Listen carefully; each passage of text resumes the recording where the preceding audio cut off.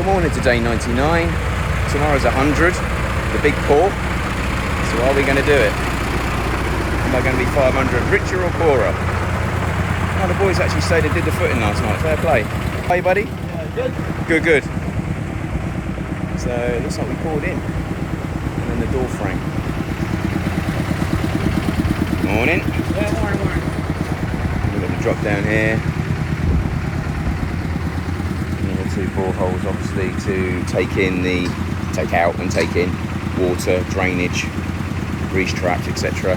So today that's got to be compacted by hand, and then we're hopefully today at some stage going to be pouring that with concrete. That is the aim. So fair play, the boys got that laid last night, because I shot off last night about 4:30 and they were still here, which is not normal. They're normally shooting off by 4 o'clock, for 4:45, so thought they might have been doing something. So good news. Swimming pool area pretty much is where it needs to be. Storage area, certainly underneath is where it needs to be. We just need to finish off above. Lots more 4x2s, so we're going to have to order the aim of it initially was just to do the house and then the pool afterwards. So we were going to take all of the wood down and re-erect the wood here. But now we've got to go and buy all of the wood here. So it's probably about another 15,000 to 20,000 dollars worth of wood, which, as you can appreciate, is expensive. So anyway, today the main aim is to get the columns in that area marked out, dug down, and set up in rebar, and then box them all up, and then hopefully today we'll get the detail for the beams above. So there's 2 beams, one going parallel, one going horizontal, crossing at 16'7". It's a 40-foot space, so it's just under, it's about a third. So if we ever do utilise that room, then a third of it will become a bedroom, bathroom, and the other 2/3 will become a living area, kitchen area. That's if we ever do use it, obviously. But so that needs to be set out today. I'm saying we need the drawing from the engineers so we can actually do the beam work and then the boarding right across. The boards across the top are obviously really important, but we can't do that until the beams and the columns have actually been designed and spec'd out and installed. So that's going to be the aim today, and then once we've actually done the feet of the columns, then we can actually pour the floor. So that's the main aim where that's concerned. And then today up on the main floor we need the rebar guys actually doing the access hatches. Morning, Phil.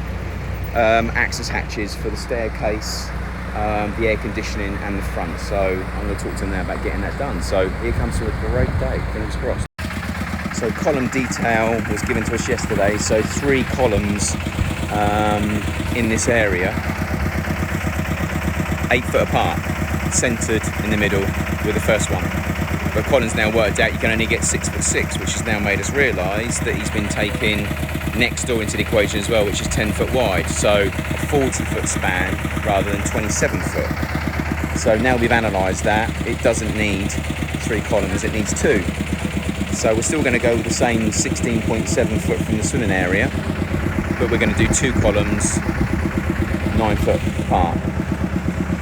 So still the same column detail, still the same distance away from the wall. And now we've spoken to the engineer, he's admitted he didn't know about this wall here. So he was taking the span of there all the way to here in the whole thing. So a wider span which needed more columns. So the trouble is with a lot of engineers is they don't tend to come to site. They're obviously an external profession that you employ. They're not part of the site team. As a result of that, they normally want to charge when they come out. But as a result of that, they're not that involved in the job, which means that they can do drawings or make specs or can't keep up with the ever-ending changes that can take place on a project when you come across issues or you come across changes or just make changes. So that also means that he's done some work and now he's got to re-rectify that work, and he'll probably have an issue of having to redo that work again, but it's only because he hasn't got the information he needs. Now, whose fault is that? Is it our fault for not providing the information to him? Is it the architect's issue, or is it ours? We've got absolutely no idea, but either way, it's taken place, and if I was the engineer, I'd be on site at least once a month, making sure I can keep keep ahead of any of the changes being made. But anyway, that's the way things are. 12:05.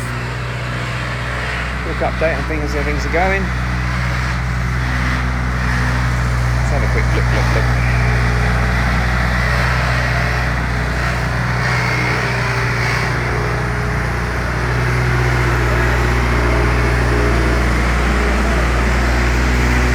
this little area is transforming a little bit. So it's now down. Need to compact that now. Put it more mile above, which is the area between the swimming pool and the first wall. And then they're going to have to dig the actual column bases out here, box those up. We're going to have to put a DPM membrane down on this. Membrane, sorry, not brain. But prior to that, they've got to do a pest treatment to make sure that there's no bugs. Then they put a blinding down, which is the very thin sand cement, and then it's ready for pour.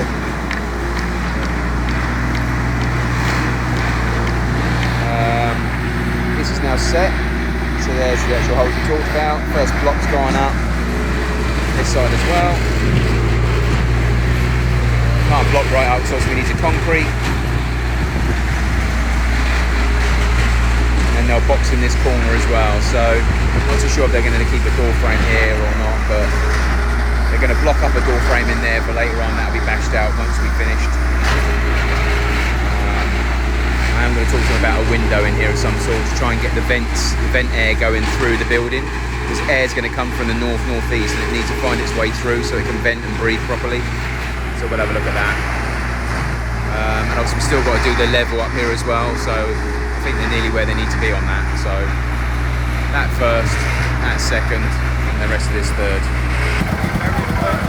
2:30 in the afternoon. I thought I'd put a little bit of shout out to my big man, Brian Winstanley, out in the United States. Always watching the videos every day. Love you, bud. Hope you're doing well.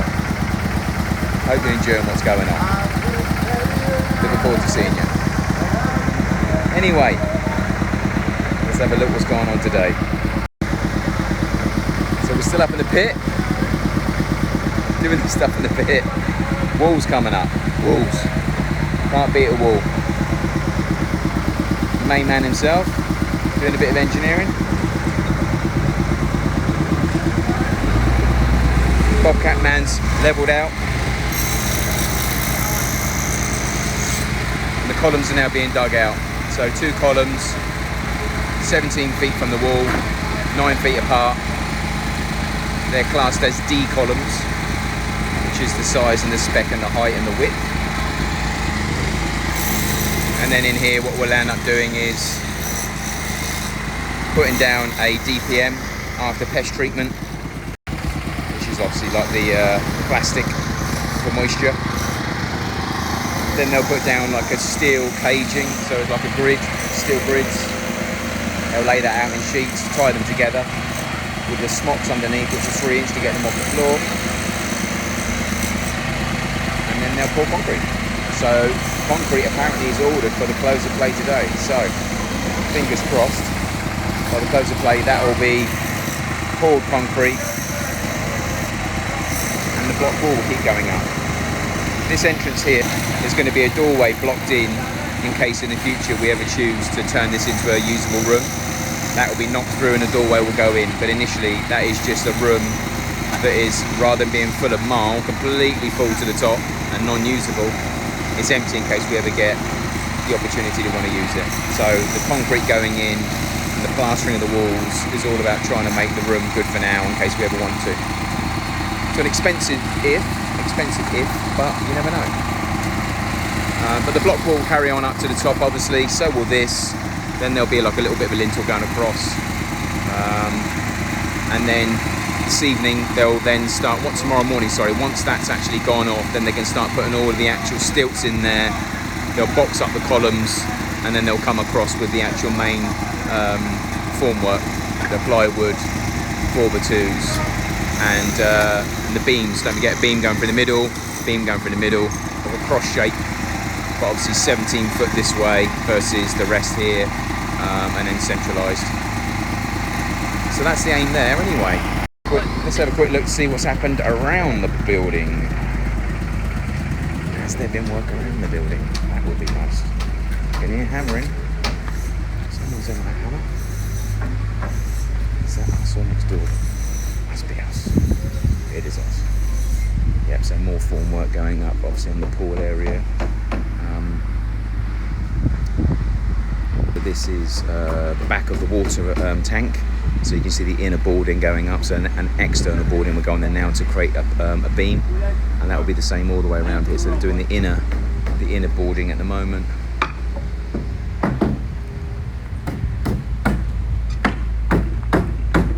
As you can see, that will be the same in the pump room as well.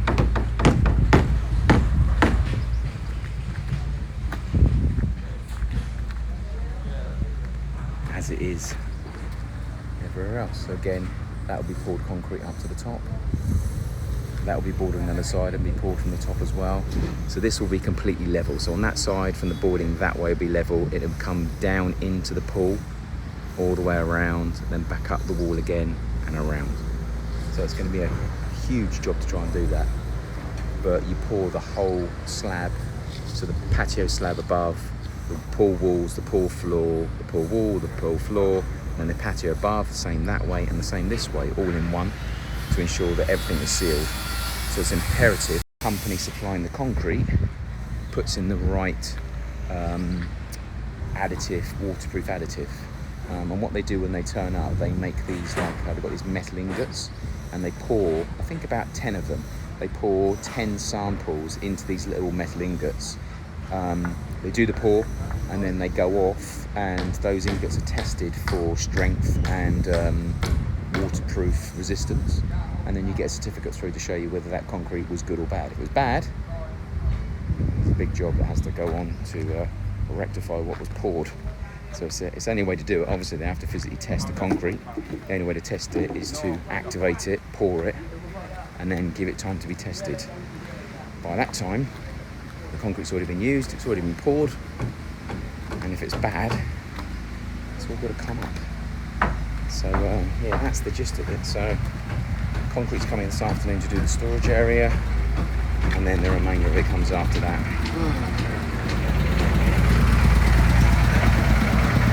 So still loads to do, there's still loads happening, which is amazing. So fingers crossed.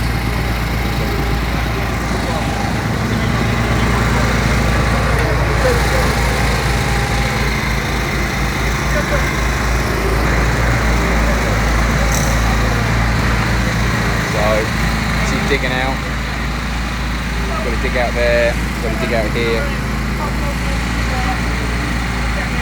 and then obviously they'll steal that, down, and then board it all up, ready for pouring.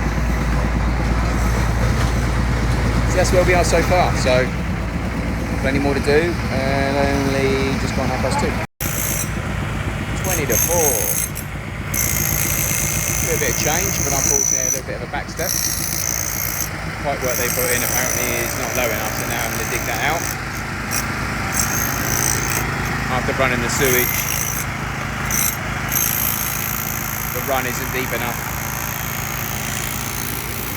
But anyway, that's one side. The column pads are now dug out on both sides. I think this one needs to go a bit deeper. Not sure what that's being raked for.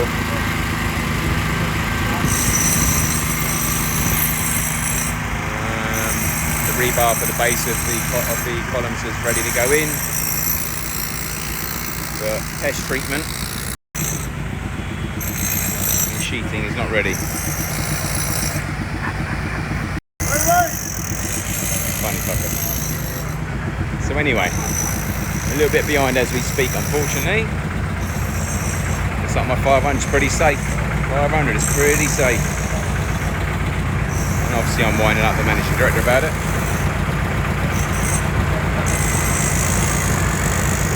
But anyway, another hour or so. Apparently they're going to work late tonight, so another couple of hours. And concrete apparently is coming, but can't see it somehow, but we'll see.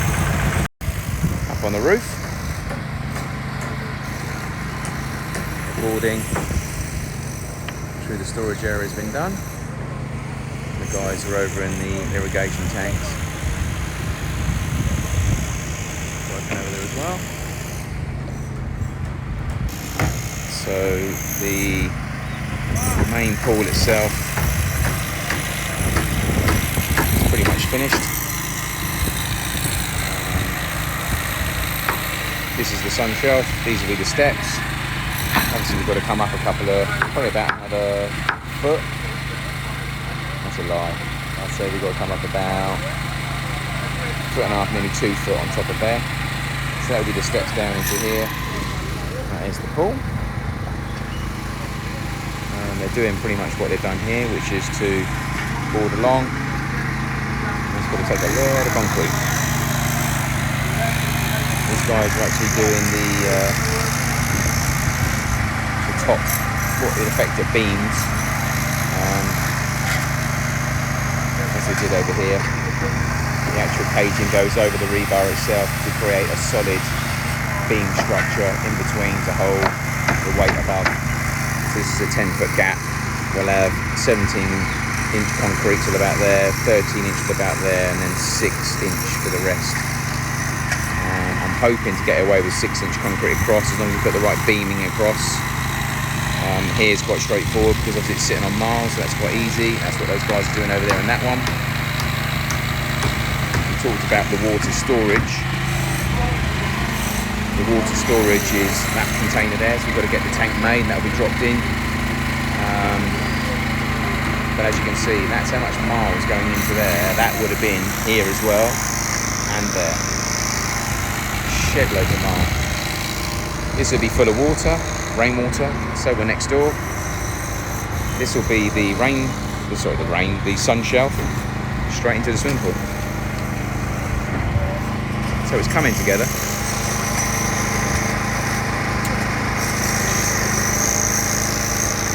So much steel. So much concrete.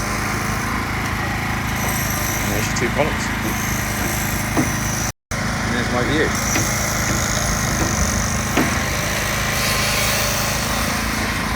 So, a few more hours to go. Still thinks he's pouring tomorrow, but I can't see it. But let's see how it goes. Hopefully, fingers crossed.